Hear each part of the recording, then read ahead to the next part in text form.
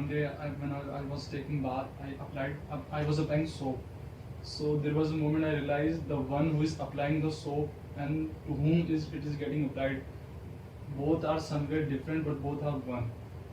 But there is a thing that if there was another moment I was taking a shower and I feel that why I'm not getting wet, like something is getting wet, but why I'm not getting wet. This happen if I identify myself that I am Ravi.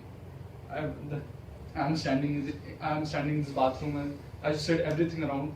Then I'm the person who's getting the soap or getting the bath. But when I think, when I feel that I just looking at this moment like this, then I am the person who is doing all the activity, but not to whom I am getting, not the person who is getting wet. So how to manage this? Because this is very confusing situation for me. That who is doing the activity, to whom the activity is done. There is nothing to be managed here. What you're talking of is a thought. If you want to keep thinking like this, you can keep repeating this thought. To witness the bath is to take the bath fully and be totally clean. In the bathroom, if you are thinking like this, then you will come out with shampoo on your head.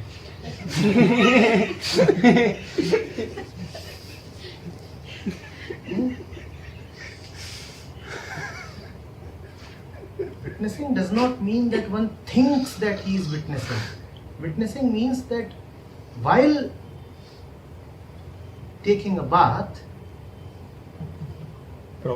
just take the bath and don't think of this and that.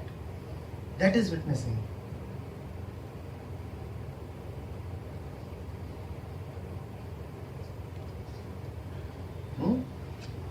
Otherwise, you can keep repeating this thought. If that is your definition of witnessing, that I am not getting wet, conceptually whatever you are saying is not misplaced. Yes, of course. And that is also the way conventionally it has been put, that the witness is the one who cannot be wetted by water. And we all know what Krishna has said in the Gita about the Atman, right? What is it? So that something the soul cannot get wet. Nainam chidanti shastrani nanam dahati pavaka. The fire cannot burn it. The weapons cannot pierce it. So what you are saying is in that league.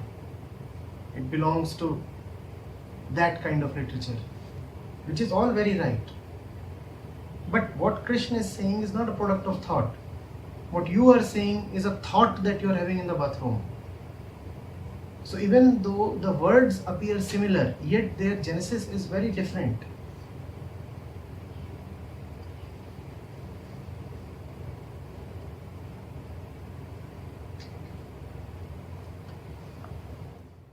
When I sometimes put witnessing like this, when I sometimes used to touch my skull like this, I feel that from a cell how this thing can form, that this skin, this voice, this everything is from one single cell, it transformed into such a big thing. And if I look closely, if I close my eyes, I will see there is a skull, there are eyeballs, there is lungs, everything, but everything are working together. So how can I know that thing that is working together, the person who is speaking this?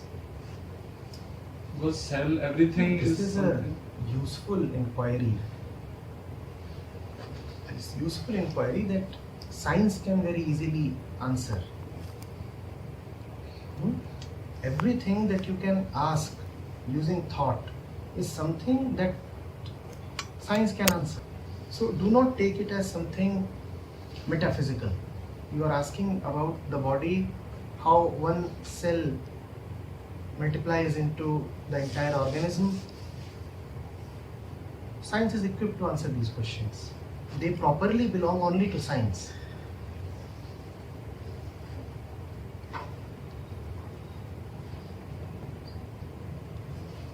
This may sound a little strange, but I reiterate. Any question that emerges as a thought properly belongs only to science. It does not belong to spirituality. Which means that actually no question really belongs to spirituality.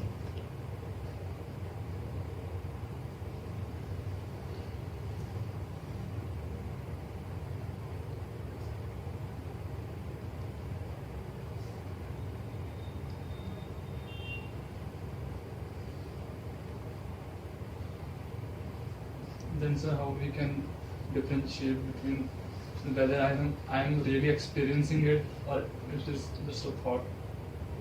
No, every experience is accompanied by a thought. So experience and thought are much the same.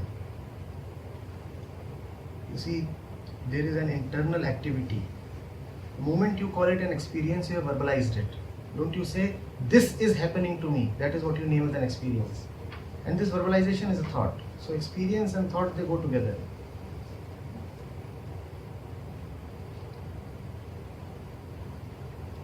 You must figure this out. Is there experience without enunciation of the experience?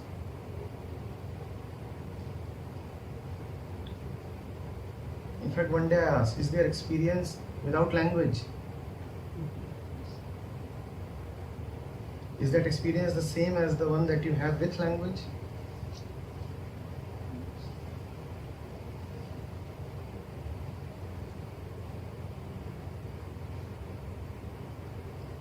So one day I was sleeping and the room is totally dark. So the first time I cannot see my hands and my face. And after sleeping on the bed, I realized that I don't have any boundaries. But that's not a thought. It's not that, because for the first time I cannot feel my body. It was like that either the darkness is everything. So that I'm asking that whether it was experience, because for me It is just an experience. or it was thought. Obviously, it is a thought and an experience. A little while later, you would have passed into sleep. Were you still feeling unlimited in sleep? Were you feeling even limited?